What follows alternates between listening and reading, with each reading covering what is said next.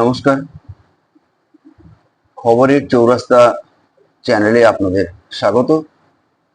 আজ 31শে জুলাই 2026। আজ সকালের যে সমস্ত প্রধান প্রধান খবর আমাদের কাছে পৌঁছেছে সেই খবরগুলো আপনাদের সামনে আমরা হাজির করছি। আমরা চেষ্টা করব প্রায় প্রত্যেক দিনই এই ধরনের খবরগুলোকে আপনাদের সামনে হাজির করতে। শহর নির্দেশেই পুলিশি নিপীড়ন, ইস্তফা দেওয়া উচিত স্বরাষ্ট্রমন্ত্রী। এই কথা বলেছেন সিজেপির প্রতিষ্ঠাতা অভিজিৎ দীপকে। পেলেট গানের অপব্যবহারে নজর সুপ্রিম কোর্টের। পেলেট গান নিষিদ্ধ না হলেও এর অপব্যবহার নিয়ে অভিযোগ জমা পড়েছে সুপ্রিম কোর্টে এবং সুপ্রিম কোর্ট বলেছেন এই বিষয়ে খতিয়ে দেখবেন।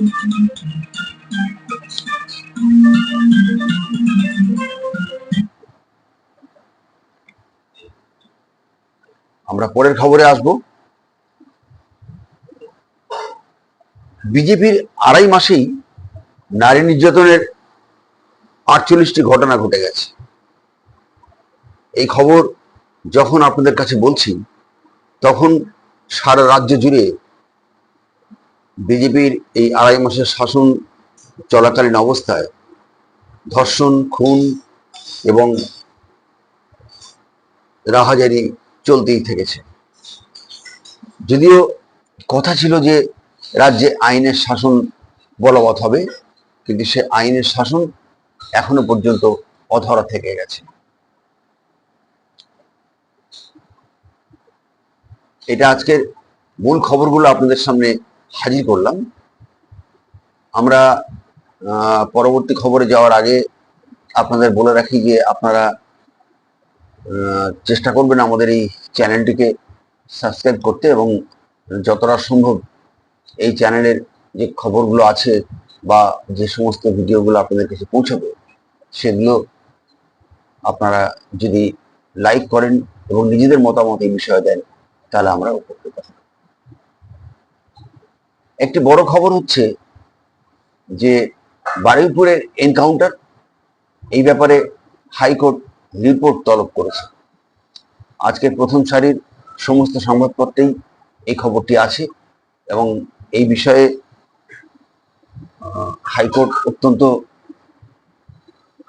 উষ্মা প্রকাশ করেছে এবং তারা বলেছেন যে এই বিষয়ে একটা পূর্ণাঙ্গ রিপোর্ট তারা চান।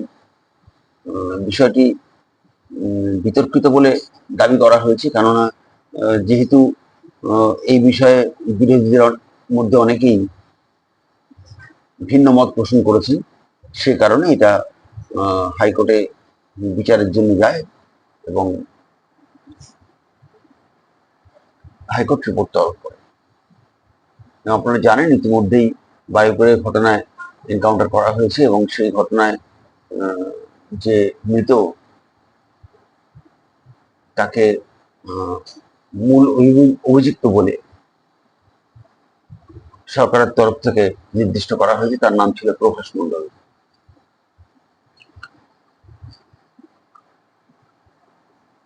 আরেকটি বিষয় আপনাদের নজরে আনবো, সেটা হচ্ছে সাইবার জালিয়াতির টাকায় চলছে সোনা কেনা। এটা একটা নতুন চক্র এবং এই চক্রটা নতুন বললে ভুল হবে। এই চক্রটা আসলে বহুদিন থেকেই সক্রিয় ছিল এবং সেটা ইতিমধ্যে একটা এমন এক পরিস্থিতিতে পৌঁছেছে যে তারা হয়তো টাকাগুলোকে নিজেদের কবজায় রাখার জন্য সোনা কিনে রাখতে চাইছে, যাতে করে এই টাকাগুলোর কোনো নথি তাদের কাছে অন্যভাবে না থাকে। কেননা সাইবার জালিয়াতি পরিস্থিতিটা একটা জটিল জায়গায় চলে গেছে এবং সেখানে মনে করা হচ্ছে যে এটা হয়তো সোনা কেনার মাধ্যমে তারা নিজেদের বাঁচানোর চেষ্টা করছে। সাইবার প্রতারণার অর্থ সোনা কেনা বা সোনা গচ্ছিত রাখার নতুন কৌশলের হদিশ পেয়েছে পুলিশ এবং কলকাতার একটা নামী সোনার দোকান থেকে প্রায় 50 লক্ষ টাকার সোনা কেনার ঘটনায় লেনদেন সন্দেহজনক বলে মনে করা হচ্ছে, এবং এটা চিহ্নিত হওয়ার পরে এই বিষয়ে তদন্ত শুরু হয়েছে। অ্যাকাউন্ট সাময়িকভাবে স্থগিত হওয়ার পরেই বিষয়টি জানতে পারে দোকান কর্তৃপক্ষ। তারা ফুলবাগান থানায় অভিযোগ দায়ের করে এবং প্রতারকদের কাছ থেকে সোনা উদ্ধারের আবেদন জানিয়েছে। লালবাজার সূত্রে জানা গিয়েছে, এই ধরনের প্রতারণার প্রবণতা বাড়ায় কলকাতার সহ বিভিন্ন জেলায় বড় সোনার ব্যবসায়ীদের ইতিমধ্যেই সতর্ক করা হয়েছে। অর্থাৎ সাইবার প্রতারণা এমন একটা জায়গায় চলে গেছে যে সেই সাইবার প্রতারণার যে অর্থ, সেই অর্থ দিয়ে সোনা কিনে সেই সোনা পাচার করার একটা পরিকল্পনা শুরু হয়েছে, এবং কোনো কোনো ক্ষেত্রে পাচার না করে সেটা গচ্ছিত রাখারও একটা প্রকল্প চলছে। এটা নতুন কৌশল, পুলিশ মনে করছে এটা নতুন কৌশল, এবং কলকাতার একটি মাত্র সোনার দোকান থেকেই 50 লক্ষ টাকার সোনা কেনা হয়েছে। এটা সন্দেহজনক মনে হওয়াতেই বিষয়টা নিয়ে তদন্ত শুরু হয় এবং তারপর অ্যাকাউন্ট সাময়িকভাবে স্থগিত রাখা হয়। এদিকে আরেকটি খবর যে এসএফআই ডিওয়াইএফআই অর্থাৎ সিপিআইএম এর যে যুব সংগঠন, তাদের পতাকা, রক্ত পতাকা ও মনীষীদের অবমাননার বিরুদ্ধে কলকাতার বিভিন্ন এলাকায় জোরালো প্রতিবাদ শুরু হয়েছে, এবং এই বিষয়ে এই প্রতিবাদটা আসলে চলছে বিজেপি বা আরএসএস এর বিরুদ্ধে। কারণ বিজেপি ও আরএসএস এর তরফ থেকে এই ধরনের কাজকর্ম করা হয়েছে বলে সিপিআইএম এর তরফ থেকে দাবি করা হয়েছে, এবং বিভিন্ন থানায়, কলকাতার বিভিন্ন থানার সামনে ছাত্র যুবরা বিক্ষোভ দেখাচ্ছে আর এফআইআর দায়ের করা হয়েছে। বৃহস্পতিবার ভবানী ভবন, গল্ফ গ্রিন, টালিগঞ্জ, বেহালা, পর্ণশ্রী, শ্যামপুকুর, নিউ মার্কেট সহ একাধিক থানায় সংঘ পরিবারের দুষ্কৃতীদের বিরুদ্ধে এফআইআর দায়ের করা হয়েছে। এ পর্যন্ত খবর আপনাদের সামনে হাজির করলাম।